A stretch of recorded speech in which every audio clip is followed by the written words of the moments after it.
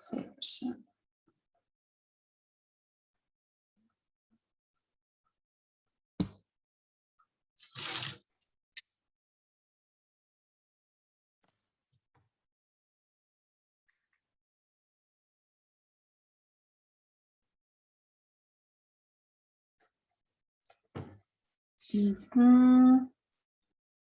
Miren que ahí se incorporan algunos más.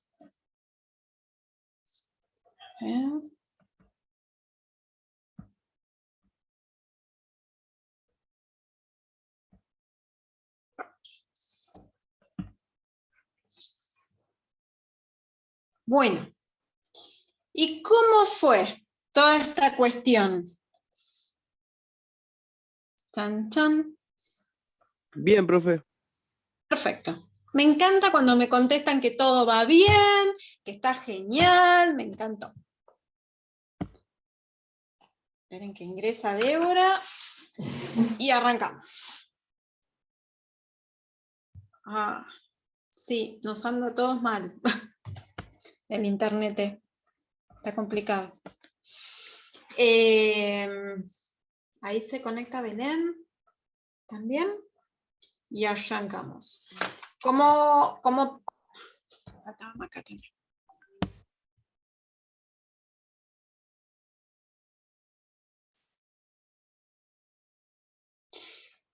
Mientras se van así como incorporando y para entrar en el tema, a ver, que se me fueron los...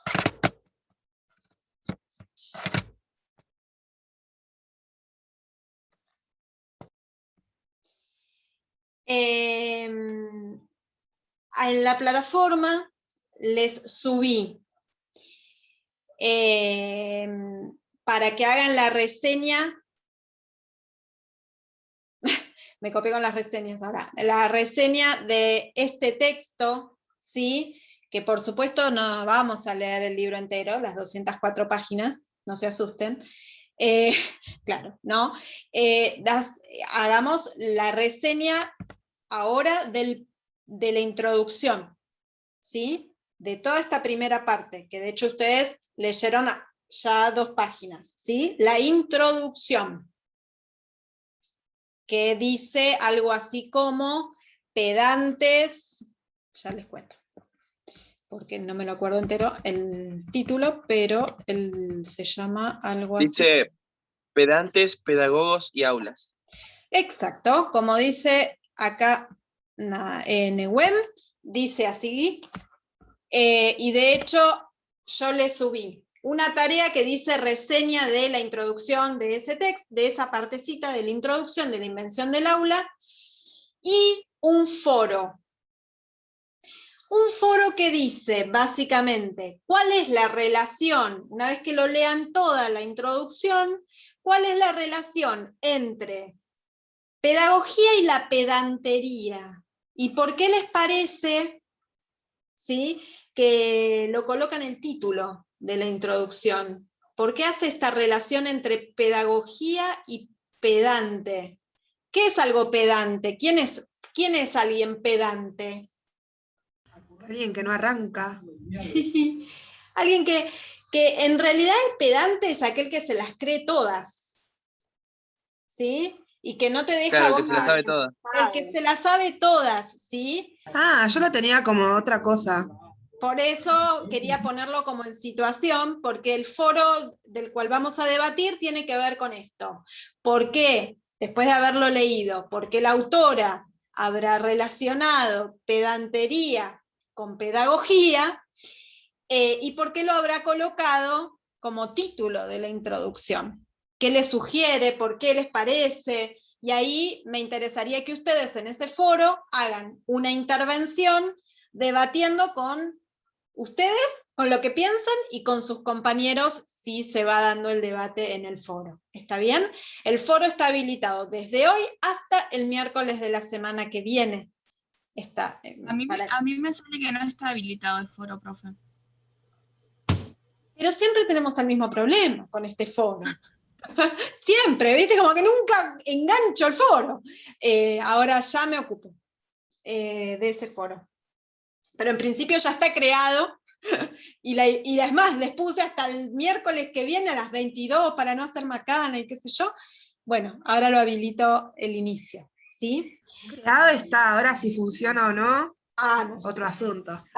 Es otro Profe, y los que asunto. no podemos entrar a la plataforma, ¿qué hacemos? ¡Qué Claro, eso momento! iba a Pero preguntar. Gustavo, es No, re es re injusto. cansador, profe, es re cansador porque no podemos entrar a ninguna materia, tenemos videos que ver de historia, hay ¿Qué foros más? de didáctica, foros de pedagogía, y perdemos todo y tenemos que estar pidiendo que nos manden las cosas al WhatsApp, pidiendo a los compañeros que por favor, y es cansador, a mí me Sí, pone de es mal humor. agotador.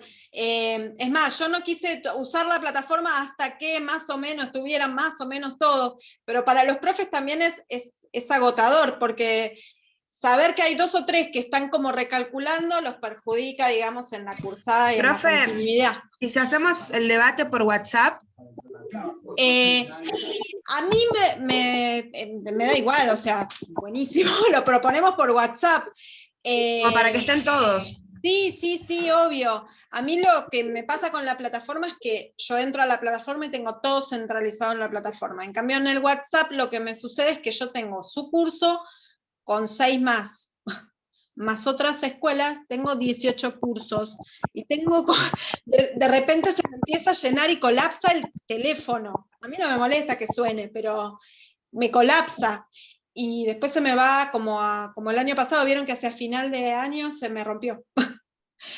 Lo lleno y se me colapsa. Pero bueno, este primero lo podemos hacer por WhatsApp, así que después paso la consigna y lo vamos como tramitando por ahí. Si todos están de acuerdo, ¿sí? Porque ¿quién no puede entrar? Pamela ni Gustavo.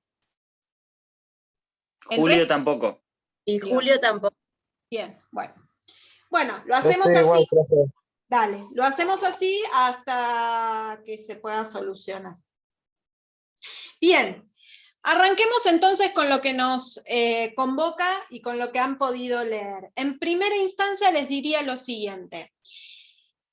Yo les decía hace un ratito que el proceso de construcción de la infancia, de la escuela y de la pedagogía moderna fueron procesos interdependientes, es decir, fueron construyéndose juntos y de la mano. A medida que fue la historia, o en el recorrido histórico, nosotros podemos ir viendo cómo fue el debate que se fue dando hasta que finalmente se conformaron como los conocemos, digamos, la escuela con su formato, el concepto de niño de ese momento, como con las características que estuvimos trabajando, y la pedagogía moderna, que es lo que vamos a instalar ahora, ¿sí? Yo lo que les podría como anticipar es que la pedagogía se ubicó en un lugar de alguna manera de validación de la causa escolar. ¿Qué quiere decir esto? Si con Pinot decíamos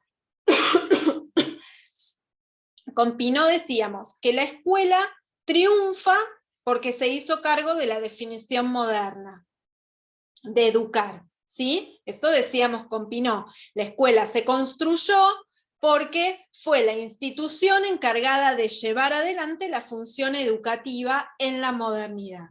La pedagogía moderna se va a instalar en la modernidad como aquella que va a fundamentar y a legitimar lo que en la escuela sucede.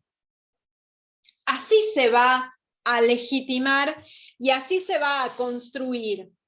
Incluso van a leer en esa introducción de Dussel y de Caruso que antes de la construcción de la escuela había pedagogía. ¿Por qué? Porque se encarga del fenómeno educativo, y fenómeno educativo hay en todos los grupos sociales, es un fenómeno universal, ¿sí? Pero ¿qué Profe, pasa? además, Dime. perdón, que la corté, que decía que ya deja de ser solo algo visto para los niños y pasa a ser también para adolescentes y adultos, e incluso se está empezando también a implementar en la tercera edad. Exacto, como que, a ver, para ponerlo en situación, la pedagogía moderna se va a instalar mirando al niño, porque va a mirar a la escuela, y como va a mirar a la escuela, va a mirar al niño. Pero a lo largo del tiempo, y si le ponemos fecha, podemos decir todo el siglo XX, logró una inflación, dice en algún momento del texto. Como que se fue inflando. ¿Por qué? Porque en realidad lo que pasó es que empezamos a ver que no solo había que ocuparse del niño, sino también de los adolescentes, de los jóvenes, de los adultos. Entonces empezó a aparecer como la versión de esta pedagogía que tenía que ayornarse, ¿sí? Pero eso sería como una mirada más desde el hoy, pero desde la pedagogía moderna. Y ahí va lo que ustedes tenían que ver. Decimos pedagogía moderna porque es la pedagogía que se conformó junto con la escuela, por ende, en el proyecto de la modernidad. ¿Sí? Siglo XIX. Por las dudas, lo volvemos a recargar por las dudas. ¿Qué características adoptó? ¿Qué componentes hacían a esta definición moderna de pedagogía? ¿Qué pudieron ver ahí?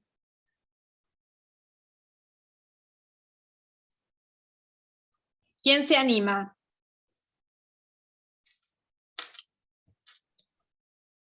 Yo lo que puse como primer punto, profe, en los componentes, fue que al niño había que infantilizarlo.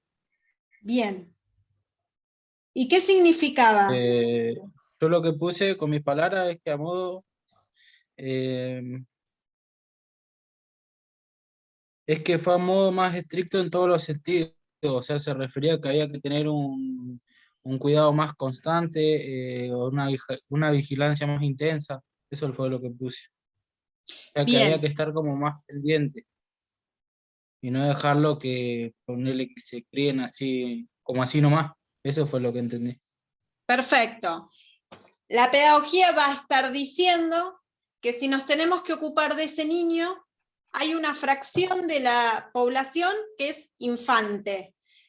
¿Sí? Se llama proceso de infantilización. ¿Por qué? Porque si antes no había niño y era un pequeño adulto, como no había distinción en la sociedad entre lo que sería un niño y lo que sería un adulto, ¿qué va a pasar en la modernidad? Se va a empezar a separar, ¿sí? Piensen esto, sociedad conformada toda por distintas personas, indiferenciadas, todas son personas. En la modernidad va a haber un grupito de que se separa, ¿y qué le decimos?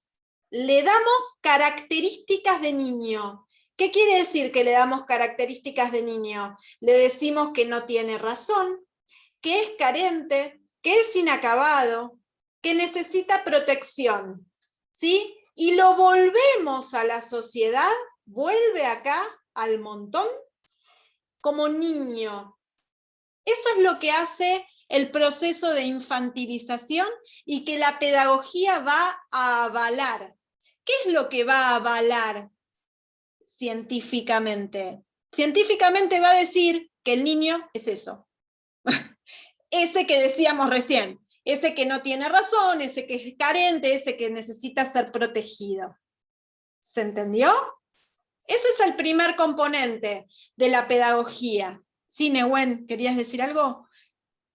No, es que en realidad me iba a saltear uno porque había en el otro que dice que también es un arte.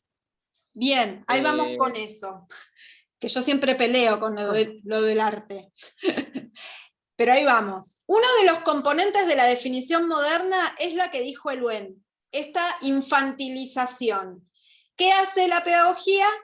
Dice, sí, efectivamente, avalo este proceso de infantilización. Entonces, que se da en una escuela, en una institución. Ahí vamos, ¿sí? Para completar este proceso de infantilización, se va a crear la escuela para que ese niño vaya a la escuela, ¿sí?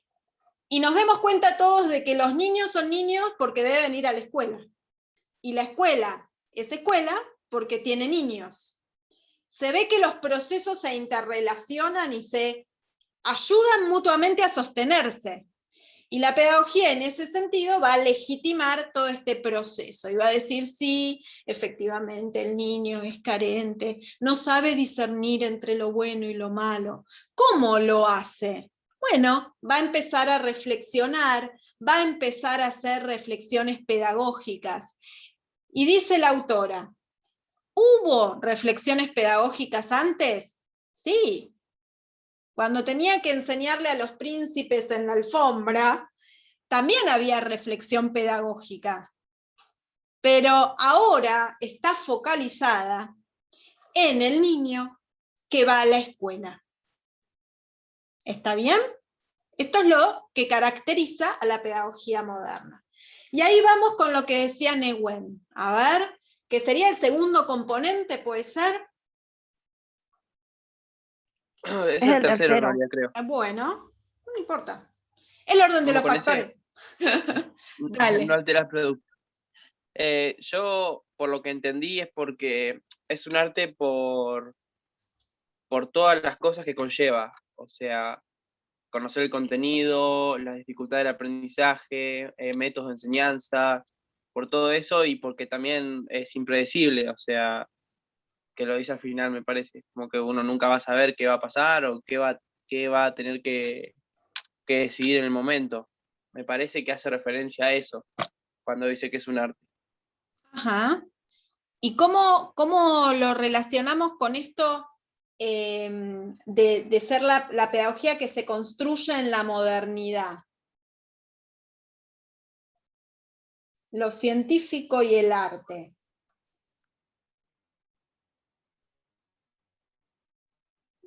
A ver. Eso, ¿qué pasó ahí? No, más que nada para que lo pensemos juntos, ¿eh? No es tan claro en el texto. A ver, primera medida, juega con esto del arte y de la ciencia.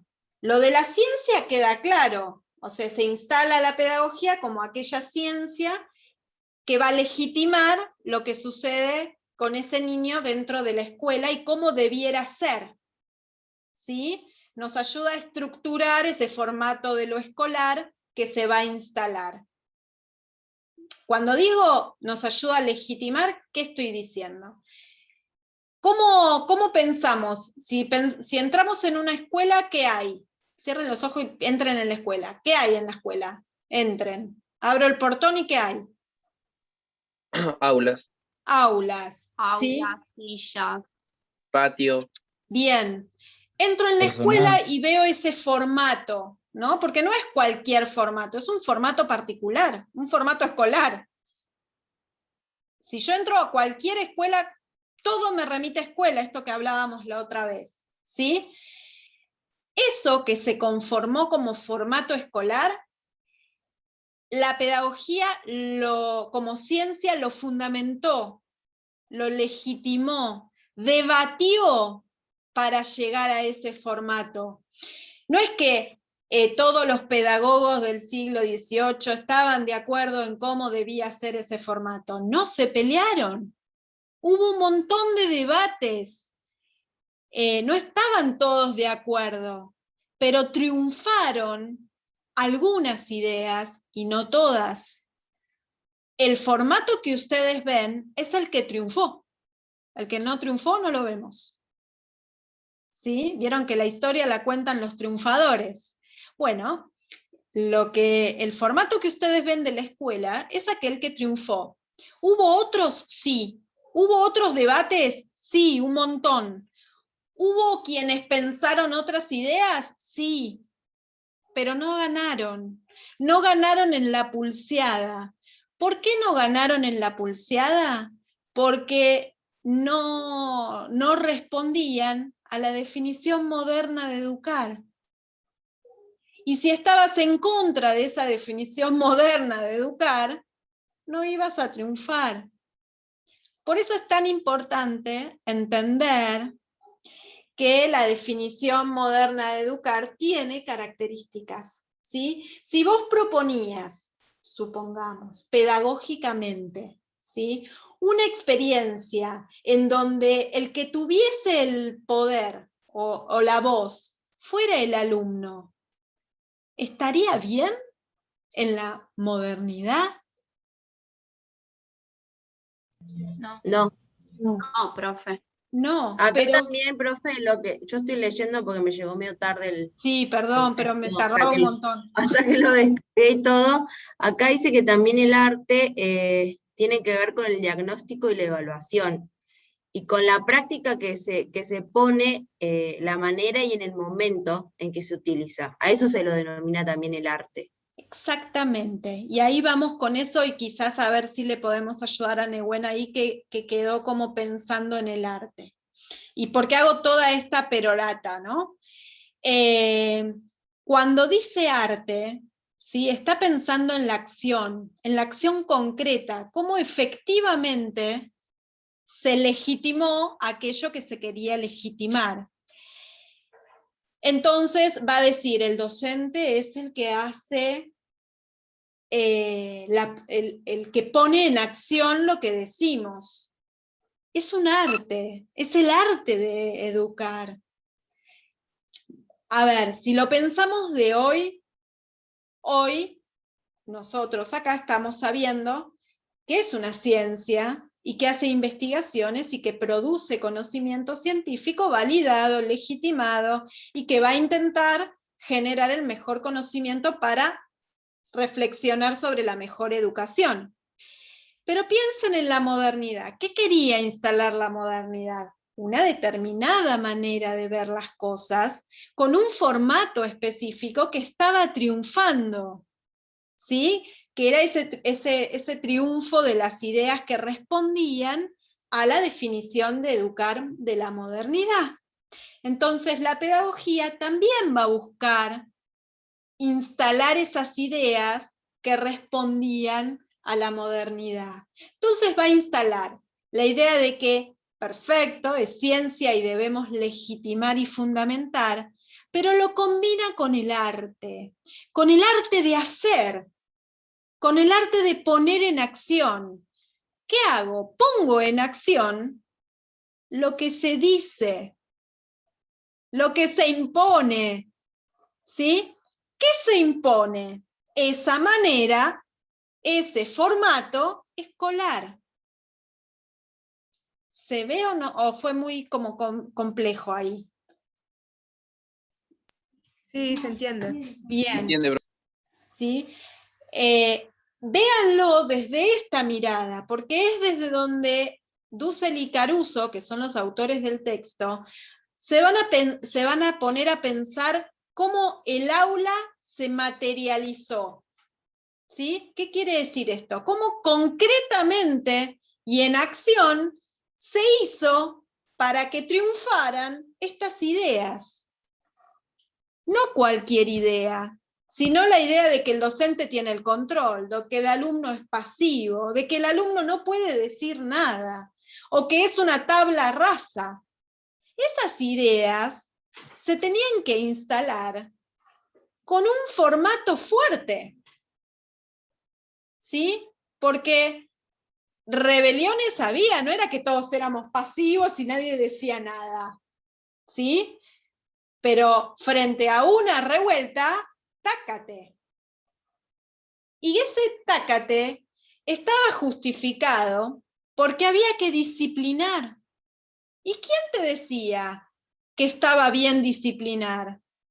La ciencia, la pedagogía, ¿sí? La que te dice cómo tenés que educar. ¿Está bien?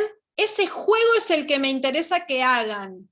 El juego de cómo se instalan esas ideas que triunfan.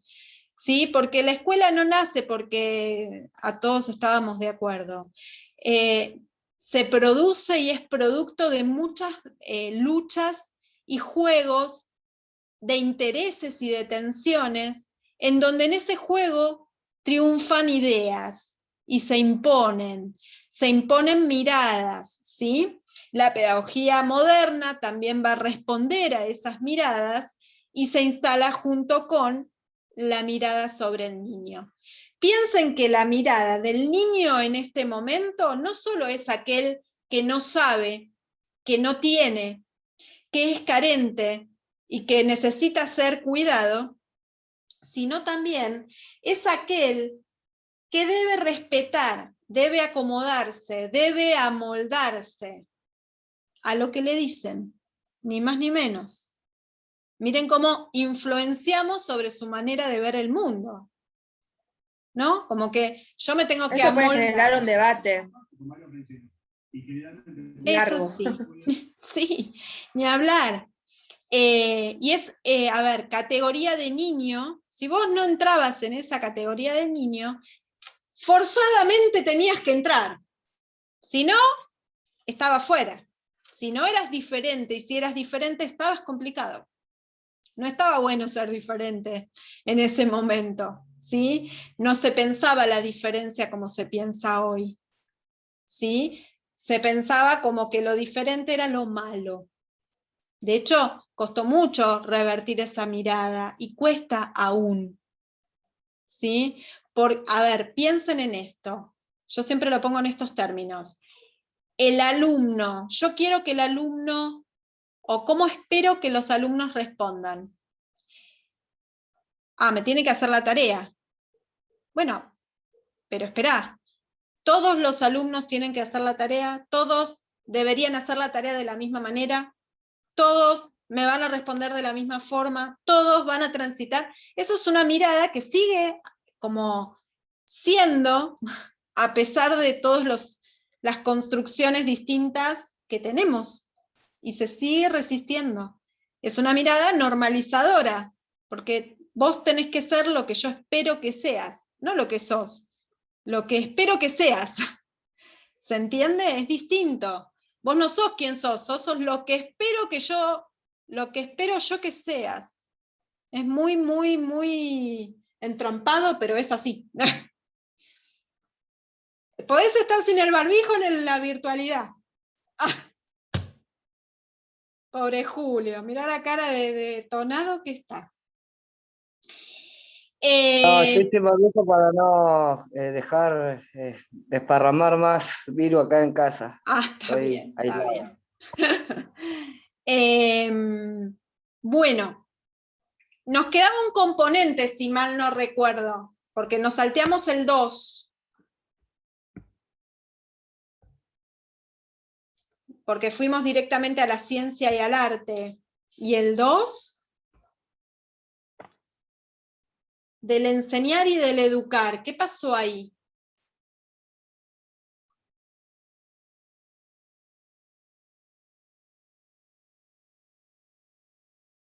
A mí de esa parte me llamó la atención cuando decía que la pedagogía tiene que ver con la escuela, pero también la excede, como que es más de lo que se ve. Pero cuando la pedagogía moderna se instala avalando la escolaridad.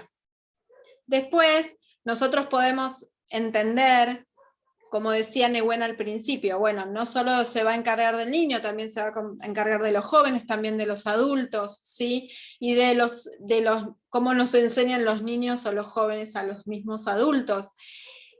Lo mismo va a pasar con la pedagogía, ¿no? Va a tener que empezar a entender que el fenómeno educativo es complejo, es como lo miramos nosotros desde el inicio, ¿no? Este proceso de transmisión simbólica que nos hace ser parte de ese grupo social y que lo necesitamos para movernos en esa sociedad. Claro, lo que dice el texto ahí es que no solo la enseñanza es estructura y funciones del aparato digestivo, sino que la educación es algo mucho más abarcado, que va en que tienen que dormir a cierta hora, que les imponen, no es solamente en la escuela que se da, sino que abarca otros aspectos también de la vida cotidiana.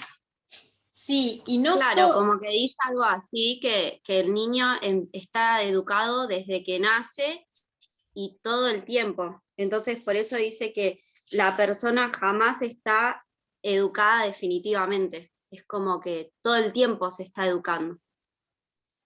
Y en este sentido, piensen en la modernidad. Nos educan con determinadas normas y reglas, que la escuela va a ser un bastión importante y lo va a imponer. Y lo va a intentar transmitir de tal forma que le llegue a la familia y la familia lo siga reproduciendo. ¿Por qué digo esto? Porque dentro de lo que se consideraba normalidad, ¿sí?, había roles establecidos, esto lo hablamos la otra vez, roles de lo femenino y de lo masculino como parte de la esfera de lo público y lo femenino como parte de lo doméstico, que se ocupaba de los niños. La familia era familia tipo. Otro tipo de familia no hay. Familia tipo, mamá, papá, hijo, hija. Eso se reproducía en la escuela, pero también en las casas, como parte de lo que se debía hacer, ¿no? Comer las 4 comidas, el desayuno, el almuerzo, cubrir sus necesidades. Digo, eso también es parte de moldear a ese sujeto, pero lo moldeamos según un sujeto idealizado, ¿sí? ¿Por qué? Porque no es un sujeto real, porque no todos estamos bajo esas características. Era un sujeto idealizado que se impone. Se impone Claro, como... es como lo que decía recién, es lo que uno quiere que ese sea. Exactamente, y la escuela lo va a hacer tal cual. La escuela va a decir, vos sos alumno, si sos alumno tenés que hacer esto. Punto. No hay...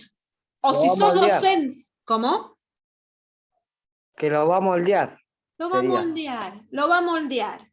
¿Sí? Lo que vamos a... Justamente, quédense con esa idea. Nos están influenciando, nos están constituyendo una manera de ver el mundo, una subjetividad que va a ser plural, porque todos somos parte, ¿sí? Pero ojo con eso, porque es un sujeto que es parte, si sos parte pero no respondés a esas características, porque no todos somos de esa clase, ¿sí? Lo que pasa que la que vale, la hegemónica, era esa. O sea, si vos no cumplimentabas era tu problema, pero esa era la que vale y la que se transmitía, ¿sí? Lo mismo va a pasar con el lugar de la educación. La educación te va a llevar al progreso, la educación te va a ayudar a desarrollarte, la educación te va a ayudar a avanzar socialmente, la educación te va a ayudar a estar mejor o escalar socialmente, ¿sí? Eso es parte de una definición moderna de educar, ¿sí? Que la educación te va a resolver los problemas que tengas. Eso se llama, les cuento, optimismo pedagógico, es pensar que la educación resuelve todo. Y la verdad es que no, es ponerle pobre educación. Es ponerle demasiado peso, diría yo, ¿no? Hay cuestiones estructurales de economía, de política, de sociedad, que hay que resolverlos por otros lados, ¿no? Con educación solamente no va a alcanzar. Es importante, sin duda, ¿eh? Soy la pionera, estudié educación, pero digo, hay que ser realista también. Podemos generar maneras de ver otras cosas. Pero bueno, los invito y las invito a leer la introducción de Caruso y de Dussel, de la invención del aula. Nosotros vamos a ver la introducción y el capítulo 1, ¿sí? Si quieren avanzar, vayan por ahí, introducción y capítulo 1. Vamos a dejar un poquito atrás a Pinot, ya lo teníamos resuelto, ya lo habíamos analizado varias veces. Si les quedan dudas, me consultan, pero en principio me parece que lo recorrimos de pe a pa, le dimos vueltas. El ABC, el capítulo 2, también los ayuda, ¿sí?, a situarse, a encontrarse, les da algunas líneas un poco más sencillas también para seguir el tema. Y nos metemos entonces con la introducción y el aula como materialidad. Eso es lo que va a trabajar Dussel y Caruso. cómo se inventó el espacio aula. Ya vimos cómo se inventó la escuela. Ahora vamos un poquito más adentro. Cómo se inventó el espacio áulico. Porque también se inventó, según esta autora, y también tenía intencionalidades que por supuesto van a coincidir con el formato escolar. Así que los y las invito a que lo lean. Una vez que terminemos, yo calculo, estamos a 5, la próxima es 12, yo calculo que para el 19, por ahí, haremos un recorte, ¿sí? Yo les voy a proponer hacer algunos como debates o pequeños debates, a ver cómo vamos, ¿sí? Primero tengo que además leer todas sus producciones de la primera parte. Les pido disculpas si me demoro, pero voy a estar demorada, ya se los cuento. Pero bueno, voy a intentar hacerlo lo más pronto posible. Así ya nos ponemos con ese recorte y después seguimos avanzando. ¿Está bien? ¿Les parece? El foro entonces lo hacemos por WhatsApp. Hacemos por WhatsApp el foro, así todos pueden participar y no se queda ninguno afuera. Dale, profe. Entonces quedamos así. Vamos, que Buenísimo, podemos. profe. Descansen aunque sea 5 minutos antes de arrancar. Gracias, profe. Nos vemos. Chao, Que profe, estén bien. gracias. Gracias, profe. Chao, chao. No, profe. Nos vemos. Chao, profe.